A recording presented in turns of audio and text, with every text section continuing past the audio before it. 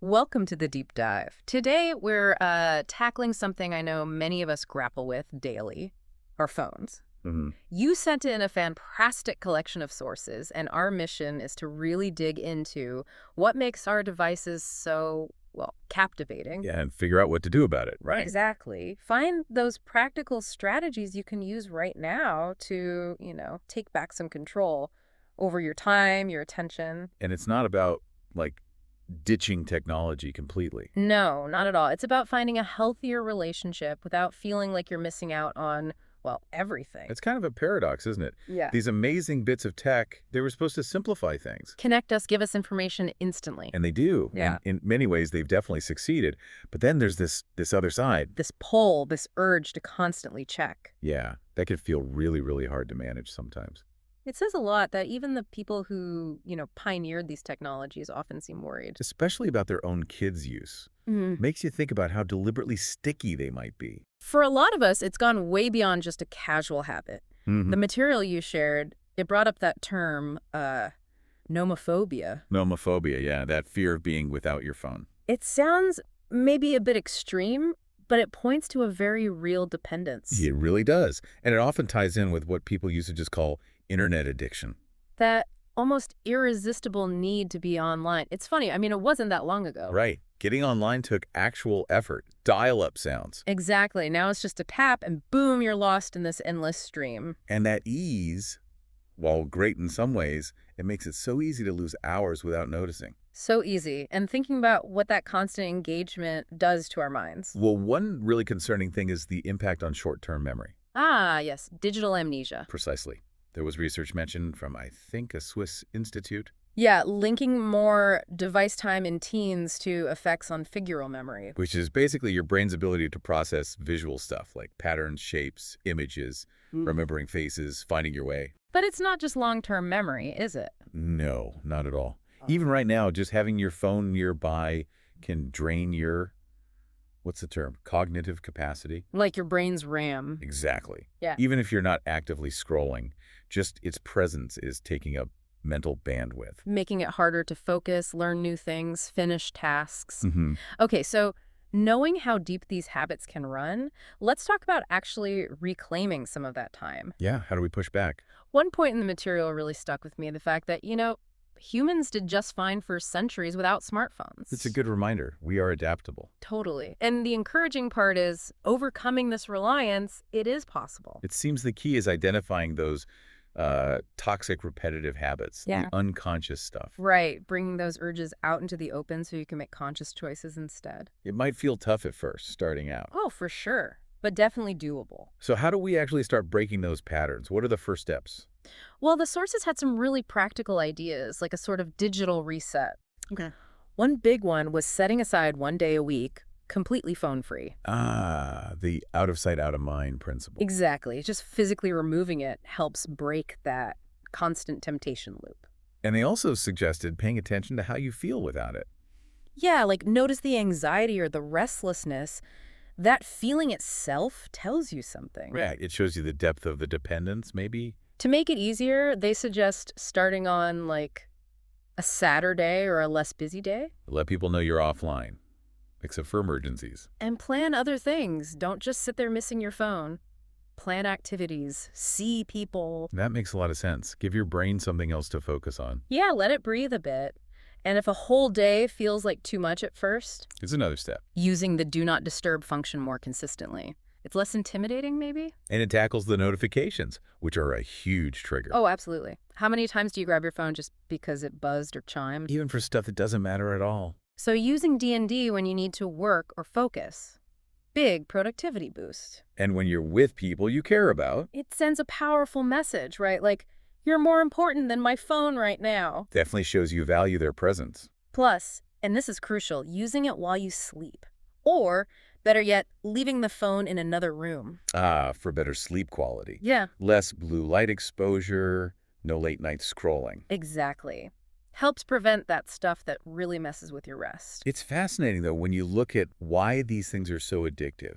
The intentional design behind it all. Right. The sources make it clear the internet, social media, they are engineered to keep us hooked. Now, we should say there are real benefits, too. Connection, information, entertainment, finding communities. Absolutely. It's not all bad, but the addictive parts, they're not accidents. No, they seem very much part of the design, and you see the potential downsides in, well, mental health trends. That rise in struggles among teens, especially linked to social media validation, comparison, it's worrying. It really is. And it's quite revealing that, as you mentioned, many creators limit their own kids' use. Yeah, that tells you they know the potential harm firsthand. It really brings home the idea that these apps are products. Their main goal, Yeah. keep you engaged. For ads and data collection, mostly. And the tricks they use are pretty clever, often subtle. Like the bright colors, the simple shapes, the animations. Catches your eye. And the endless scroll. The endless scroll. So easy to just keep swiping, lose all track of time, requires zero effort. And then there's the like button, that little hit of validation. That changed everything, didn't it? Made attention the main currency online. Mm-hmm. And maybe our overall well-being wasn't the top priority in that design process. Probably not. So if we zoom out, the sources describe the situation now as almost like an epidemic. Yeah, phone and internet addiction reaching huge proportions. And it's not just the apps. The devices themselves play a role. Definitely. Longer battery life means we stay connected longer. Bigger screens are more immersive. Even small things like where buttons are placed. Right. And how all our devices link together, phone, tablet, computer. It encourages constant interaction. Creates this feeling of always being on, always connected. Which leads to feeling overwhelmed, bombarded. That constant accessibility becomes a burden for many. Yeah, a major distraction. And it actually messes with our focus in a specific way, right? Yes.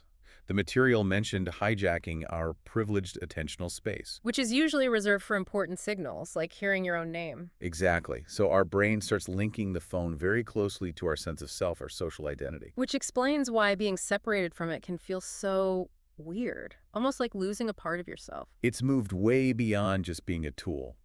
For many, it's connection, validation, information. Opportunities, that feeling that something might happen. Mm-hmm. That constant possibility. And this pull explains those unconscious habits we all seem to have. Like grabbing your phone in any quiet moment. Or waiting in line. Or right after a notification or first thing when you wake up. We can probably all relate to some of that. Oh, definitely. And the stats on time spent are just staggering. Hundreds of millions of users, average daily screen time, often way over recommendations. And a big chunk of that is social media. Right? Usually several hours a day for many people. When you add that up over weeks, months, years. It's potentially years of your life looking at a screen. It's mind-boggling. Plus, people picking up their phones, what, nearly 100 times a day on average? Something like that, yeah. Yeah. Once every 10 minutes or so during waking hours. And we haven't even fully touched on the health effects again, eye strain, headaches. Back pain from posture, mental health impacts we mentioned. It all adds up. It really reframes the phone from just a tool to potentially, as the sources put it, a mental bear trap if we're not careful. But, and this is the hopeful part, the source is stress, we can get a better balance. We created this situation, we can change it. Needs discipline, new habits. Awareness is the absolute first step. Just honestly looking at your own usage. And then actively finding other things, right? Things that bring actual satisfaction. Things that can replace that urge to check your phone when you're bored or anxious. And the sources really pushed revisiting old hobbies. Yeah. Things you used to love, but maybe dropped because you felt you didn't have time. Which is ironic because cutting phone time often reveals you do have time. Exactly. And hobbies are great. They relieve stress, let your mind engage differently. You build skills, get a sense of accomplishment that's way more real than likes. It builds real confidence, gives you a sense of control over your time again. And there's so many options: reading, learning, painting, music, crafts. Knitting, gardening, baking. Something about working with your hands is really grounding. Totally. And who knows, maybe a hobby turns into something more. It's possible. Yeah. But the main thing is that active engagement compared to passive scrolling. Getting into that flow state, it's energizing, not draining. Exactly. So while completely quitting phones isn't realistic for most. The goal is that healthier relationship. Phone as a tool, not the boss. And a really direct step, the sources advise, delete the addictive apps. Especially social media ones that you know suck you in. It might feel drastic. But it gives you immediate control back over those impulses. And you can always re-download later if you really need to, right? The point is breaking the habit now. Just seeing the icon on your screen can be a trigger. Notifications definitely are. Resisting that just a quick peek thought is key. That's how you slide back. Deleting them reduces mental clutter, builds self-respect for taking action. And besides deleting apps, just physically putting the phone away, out of sight. Such a simple but effective strategy. If it's not right there, you reach for it less. Need to consciously replace that time with other things, though. Be honest about it. Keep it in a bag, not your pocket. Creates a little barrier. Use Do Not Disturb, put it away during work or study. Focus improves dramatically. And people worry about emergencies with D&D. But usually, repeated calls from the same number can get through, right? Often, yes. Check your settings. But the biggest recommendation here, The better. keep the phone out of the bedroom overnight. Different room entirely. Game changer for sleep and for your morning routine. Forces you out of bed for the alarm. Plus, no pre-sleep scrolling, no blue light disruption, mental reset. Okay, but what if deleting apps feels like too much? Is there an in-between? Yes, the idea of taking a break, a social media cleanse. Like starting with 1 day a week off social media. Exactly. It builds self-trust, self-control, without the full commitment of deleting it. The analogy they used was pretty good. Social media as junk food for the mind. Mm-hmm. Just like a bad diet hurts your body, too much scrolling can affect your mental state. Limiting phone use frees up so much time. Time you can use for, well, real life. Engaging activities, and especially connecting with people in person. Right.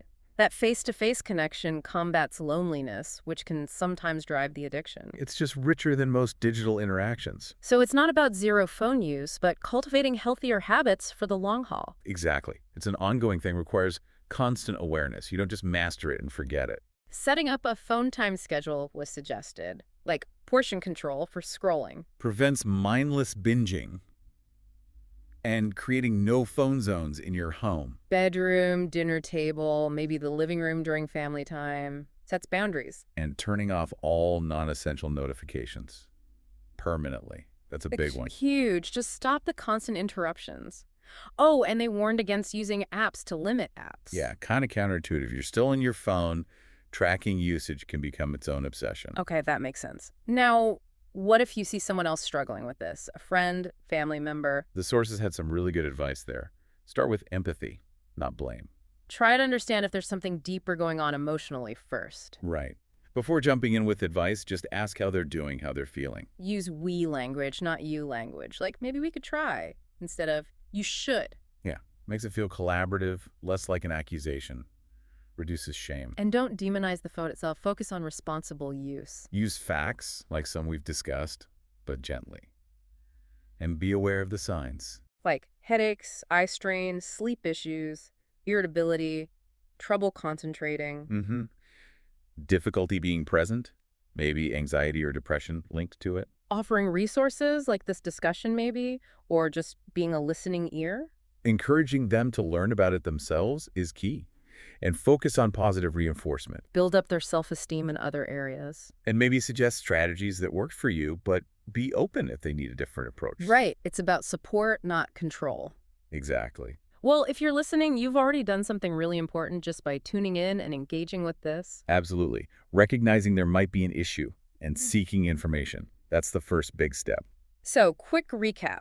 We've covered the negative impacts, how widespread this is, the design tricks involved. And crucially, lots of coping mechanisms, new skills, finding community, rediscovering hobbies. And remember, you are definitely not alone in facing this. So many people struggle, no shame in it. You've now got a bunch of knowledge, some tools to start reducing that dependence. To improve your life, basically. Take back some control. So here's a final thought to leave you with. Now that you have these insights, what's one small but significant change you can make today? Yeah. What new hobby or maybe a real-world connection will you prioritize over that quick dopamine hit from your phone?